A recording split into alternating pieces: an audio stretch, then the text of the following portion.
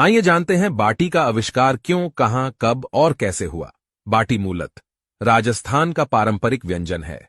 इसका इतिहास करीब 1300 साल पुराना है।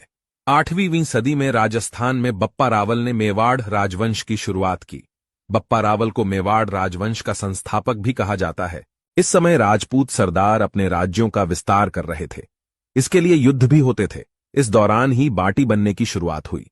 दरअसल युद्ध के समय हजारों सैनिकों के लिए भोजन का प्रबंध करना चुनौतीपूर्ण काम होता था। कई बार सैनिक भूखे ही रह जाते थे।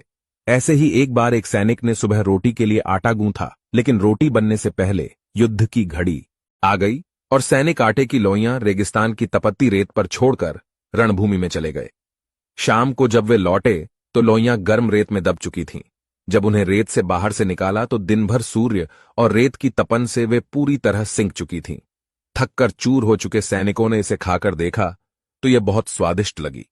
इसे पूरी सेना ने आपस में बांटकर खाया। बस यहीं इसका आविष्कार हुआ और नाम मिला बाटी। इसके बाद बाटी युद्ध के दौरान खाया जाने वाला पसंदीदा भोजन बन गया। अब रोज सुबह सैनिक आटे की गोलियां बनाकर रेत में दबाकर चले जाते और शाम को लौटकर उन्हें चटनी, अचार और रणभूमि में उपलब्ध ऊंटनी व बकरी के दूध से बने दही के साथ खाते। इस भोजन से उन्हें ऊर्जा भी मिलती और समय भी बचता। इसके बाद धीरे धीरे यह पकवान पूरे राज्य में प्रसिद्ध हो गया और यह कंडों पर बनने लगा। अकबर के राजस्थान में आने की वजह से बाटी मुगल साम्राज्य तक भी पहुंच गई। मुगल खानसामे बाटी को बाफ कर उबालकर बनाने लगे। इसे नाम दिया बाफला।